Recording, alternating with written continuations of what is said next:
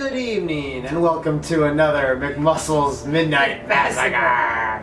And today we have a weird one today. We do. It's kind of like an indie thing. We never heard of it before. Well, when doing la recherche for this video series, we looked at Shudder and a bunch of like newish horror movies. Like we wanted a mix of stuff we'd seen before, stuff that was old that we hadn't seen, and like just new shit that we have no idea. So like you read the synopsis, there's a trailer, you watch it, and you say why not? Yeah, right? we'll take a shot in the dark. Yeah. And today's movie is called Ruin Me. Which is a little odd for a title. It kind of ties in, but it's not the most like succinct. It should have just been called what we'll get to it. But it should have just been called what the event was. Anyway, it's kind of like a movie where like it's a couple, a guy and a girl, and he's bringing her to this fun place, which is kind of one of those really serious haunts that you have to sign a waiver for. And it's a mix of what? It's like an escape room meets a haunted house meets a weekend. A scavenger hunt. Like a scavenger hunt. But it's out in the forest too. Yeah. So what is it called? It's called Slasher Sleepover. No. Slasher Slumber Party? No, what is it? Yeah, Slasher Sleep Out. Sorry. Sleep Out. What is a sleep out? I think that's what it's called. What's a sleep out? It's when you sleep outside. I'm just gonna double check that we're right because I don't want people. No, I'm sure that's what it's called. You're sure it's called Slasher? Yeah, because I remember in the entire movie, I'm thinking, what the hell is a sleep out? Sleep out? Like you mean a sleepover? Should just been called Slasher. Oh yeah, Slasher Sleep Out. Very strange. Because it's the camping. It's like camping. It's 36 hours. Basically, this guy with his girlfriend. But he's I don't think it matters. He was like, oh, my buddy, like Paul was gonna come, but he backed out at the last second. So she, being the good girlfriend, was like, well, I'll just come with you. Sure, I don't mind. But like, she doesn't like horror movies. So like, how are you gonna not like horror movies and like sign a waiver to one of the like, you know those extreme haunts? Like we like going to haunts, but the ones where they're like, we can literally do anything to you, and if you have a heart attack and die, like you can't sue us. You can just sign your life away in this waiver. Like they're allowed to hit you, pull your hair, pour blood on you, like whatever. And she's just gonna be like, cool, sounds great, hon. Like twist your nipples. Yeah, like do whatever, nipple clamps, the whole shebang. That's like, hey, want to go to the aquarium with me? Sure, I hate fish, but I'll go anyway. Yeah, exactly. Well, there's only going to be one fucking thing you're going to see at the aquarium, which is fish. Her name is Alex, by the way. I just looked it up. Sure. So, this madame, and I don't want to be like catty, like I'm coming for a girl, but she has a little bit of mush face. It's some mush on her. It's like her face is just like, she has this jowly kind of face, and like, you know, again, I don't want to be mean because fuck, you put me in a movie, I'm sure you could say a lot worse about that. But like in some instances she looked good, but she's made to look not great in some scenes on purpose. I think they lit her incorrectly. Yeah, like I think they did it on purpose to make her look a bit homely. As you get into the story, you see like she's been through some shit in her life. She's in a different place in her life now. Yeah, but there are other scenes where she's more like done up. She looks better. I don't know. I was just like, you got unfortunate mushes. Yeah, and they meet a bunch of other more unfortunate people, including the people that are also here at the slasher camp. Includes a hilarious goth couple. Swinger goth couple. So over the top. Yeah. There's like a big fat Matt-like dude. Yeah, like a nerdy comic book guy. And then there's like a silent... There's kind of like a hot brooding guy. Yeah, and is that it? I think that might be it. I think that's it. And like, when you see the goth couple, you're like, we're still doing this. Like, he's got 2018. He's got the mesh Hardy Boy top. He has like a top like this, and then he has like the choker with the ring, and like she just has a little purple in her hair, and her top was cute actually. It was like a Ouija board top, and I was like, okay, that's fine. She's wearing fishnets, you know. And that's fine. Super serious about this game. Yeah, he's like a pro at this. He's like, this is the game starts. He's like running around. Reminds me of Tino a little bit. Like he was my cousin. He's like super into it. He's running around finding the clues as fast as he can. Like. And he wants to win. Like, because you win something if you, like, survive the 36 hours. Yeah, they said it, but no one cared. Nobody cared. That guy cared. Yeah. Golf guy cared. It's like a little bit of money or something. I don't know.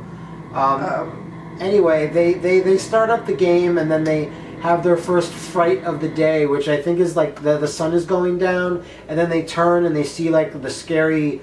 mass killer like goons that they have walking around. Guys in like they're just wearing hospital gowns and like a weird mask. And they give them a little chase, give them a little frightened, and then they kind of run off and they're like, haha, everything's cool. And then like it just kind of breaks down into a mess. First, they take their phones, obviously, so I could think that gets out of the way. And then they get these backpacks, and each backpack is numbered because he brands every person. Like, there's a man at the beginning who comes, gets their waivers, brands them with a number, takes their phones away, then puts bags on their heads, and then they wake up and they're in the forest, and they each have a backpack that corresponds to their number, and they have a series of puzzles they have to actually figure out, which makes them go to like the next point, like the camp stop and like whatever, where they're supposed to sleep out. Starting point.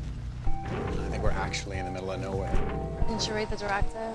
It's part haunted house, part scavenger hunt, but we don't have to worry about it. We're just here to have fun. Good luck with that. I guess. Right? And then this mush face, Alex, she's somehow this idiot savant that she's like solving them all, and then Goth Twink is like real mad. Yeah, he right? doesn't like it. He don't like that. He wants to be the number one. Yeah, apparently. You know? To win something. Oh, and there's a safe word too. Like they're told the safe word. What was this? Like banana? Aloha, welcome to Hawaii. Aloha, okay, yeah. So... I thought it was banana. You thought it was... I don't know. That's odd. Okay, so then yeah, they get to, and then there's another scare with a crazy old man, and then one of the leads is that slashes the boyfriend. Yeah, so the boyfriend gets a cut on the arm. And everyone's like, is this real? Yeah, and then the goth girl's like, I'm a nurse. Like, it is real, but it's very shallow. So don't worry about it. Yeah, and then there's also, like, the fact that they're supposed to be an escaped mental patient. Is that the whole thing? That's, like, their setup of this That's the scenario game. Story that they're working through, yeah. Yeah, and then... What happens afterwards? So the goth girl's trying to, like...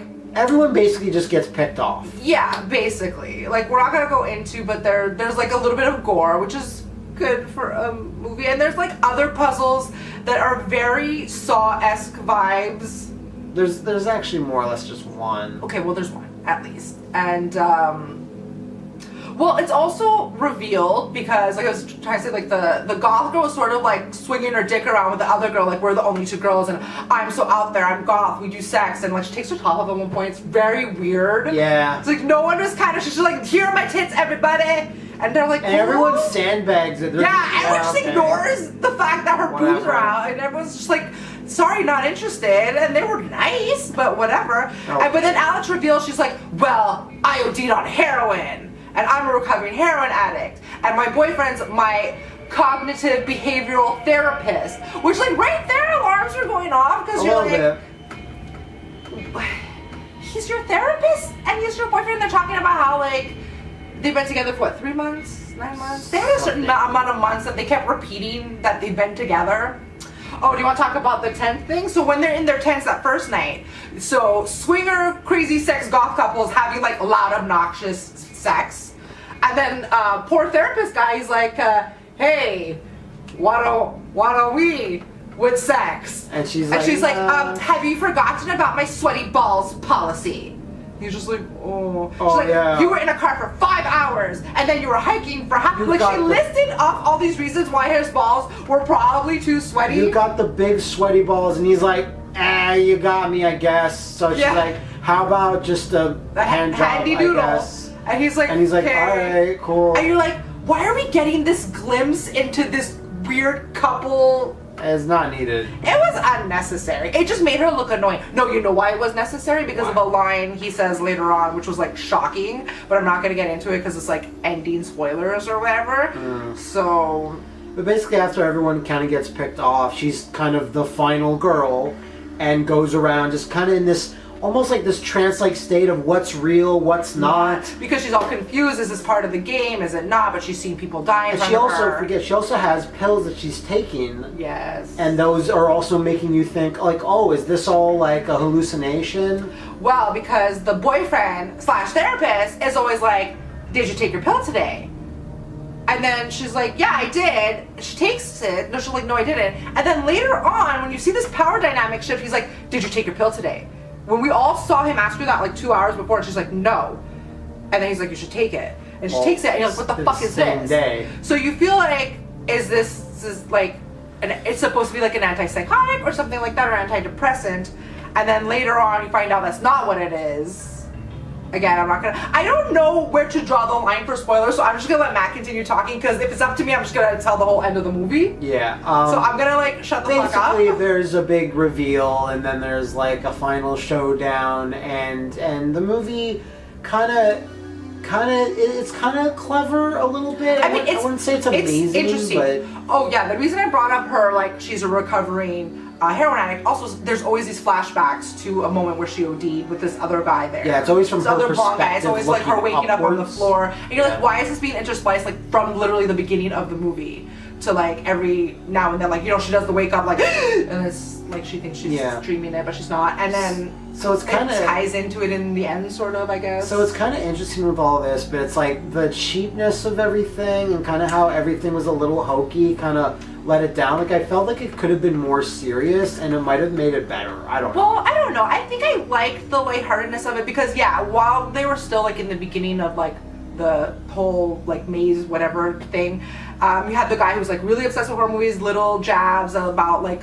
when they find out she doesn't like horror movies, they're like, girl, what the hell? Like, they're around the campsite and they're just talking about tropes and stuff like that. It was very in the vein of like the Scream show, which you haven't watched a lot of. I mean, but like there's that one guy who does the podcast where he's like obsessed with all of like horror movie tropes, and they talk about them and they make a couple jokes about it, which I appreciated. You could tell it's very much like it's a 2018 movie, you know. So but I don't know. All in all, it was all right. It was almost like, I'd say even good, because we've taken chances on movies we don't know anything about, like that. They've been absolute shit shows. They've actually been torture. Like, they've been so bad where you cannot find anything redeeming about them. You really feel like you wasted those 2 hours of your life, even if it was free on Netflix, whatever. Yeah, but you're like, my time was worth more than that. We watched this on Shudder, which we've mentioned before is like a service that like Netflix, but it has horror movies. So it's like we didn't pay for this movie directly, but like we indirectly still pay for Shudder, just like you pay for Netflix. If we had paid for it in general, like a